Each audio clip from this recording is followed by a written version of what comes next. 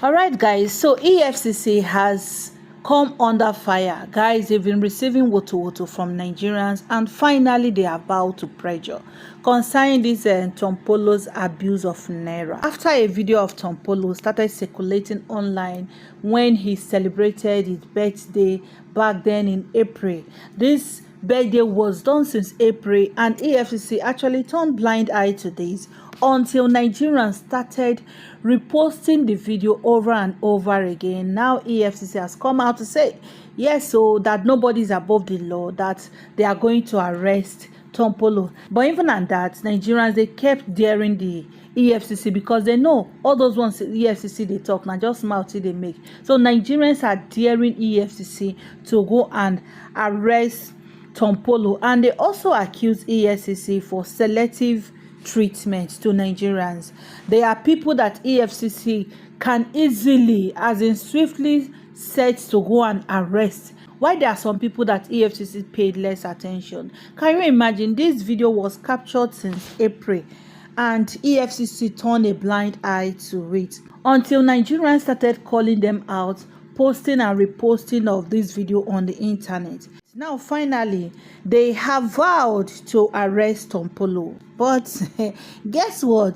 Tompolo supporters, they say they no born EFCC, say EFCC no fit try am. Nigerians are still watching EFCC with their plasma television, make them know the next action that EFCC want to take.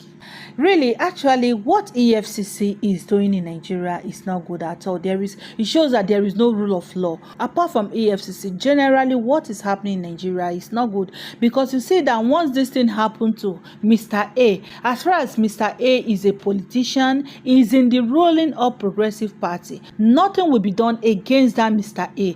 But if Mr. B, because he's not in any political party or is in opposition party, happens to do that same thing that Mr. A did without being questioned, Mr. B will now be persecuted.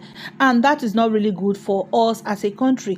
So you can see the selective treatment in what Nigerian government, EFCC, police, what they are doing in this country. It really shows that there is no rule of law in this country. So guys, I'm going to allow you to take a look and see the way Arise Television deals with this matter. Also, please drop your comment with us in the comment section. Don't forget to please like, subscribe to our channel.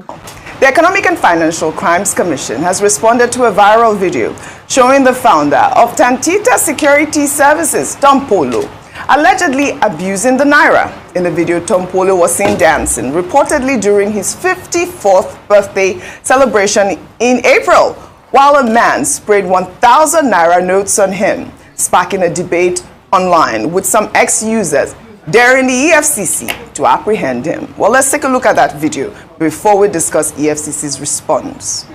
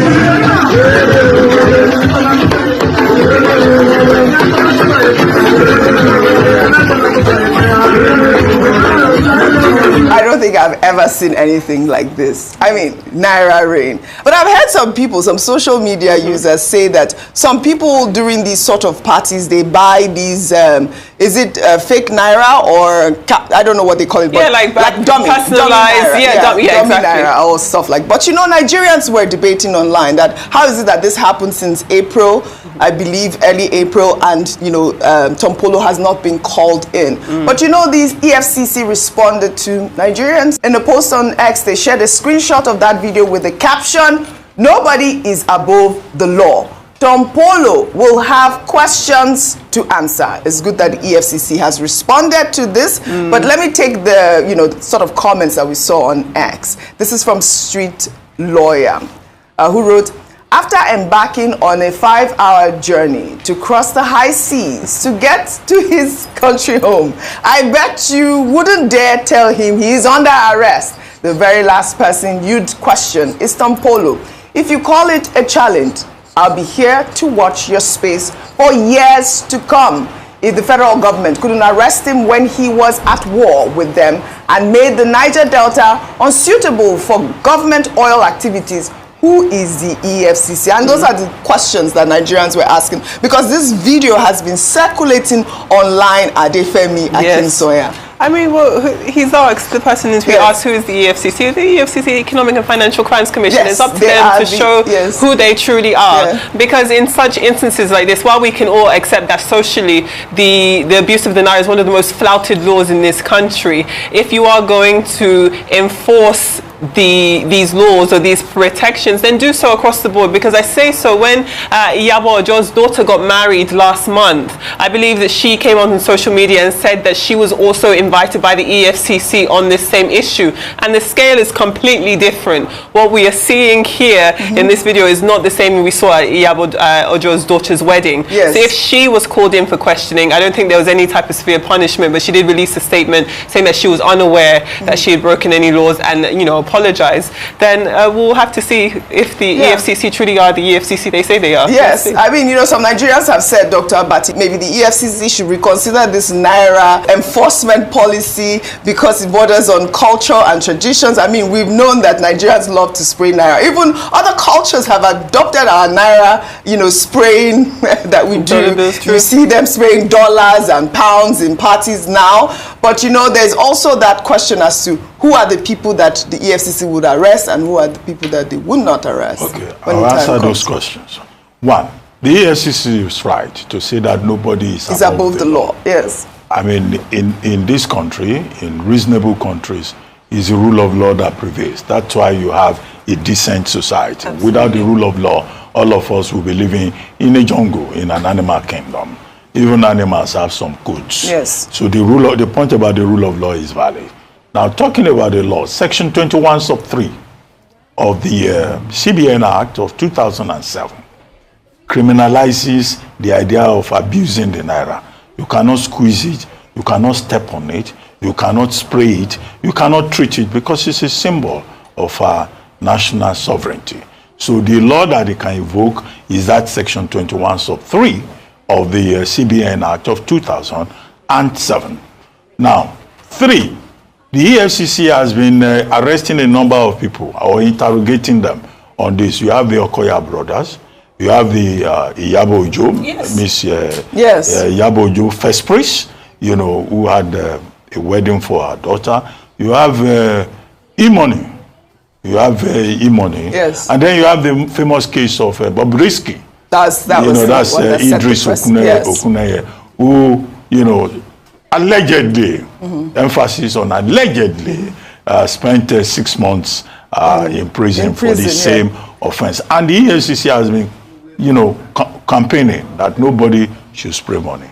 Now, in Tompolo's case, General Tompolo was having his birthday, and that was the celebration that was shown in his home in Baramatu Kingdom. And then we had this, I mean, the Naira rain, as you call it, or whether it is some kind of thing, I don't know. But, of course, this looks like an abuse of the Naira. But the issue is it Tompolo that was spraying the money? Is it Tompolo that was abusing the money? Because there's something in law where they say that criminal responsibility is personal. You cannot go and arrest somebody, Mr. X, for an offense committed by Mr. Y, which was the question you raised. Yes. That how do we identify people? But in this country, there has been abuse of criminal responsibility. Yes. It's called substitutional address, and it has been established. Section 7 of ACJA 2015, Akman versus State, Odogu versus State, ACB versus Okonkwo, that you can only arrest the man who has committed the offense. You cannot go and pick somebody's daughter or somebody's husband because the wife has done something else. I think that's the gray area.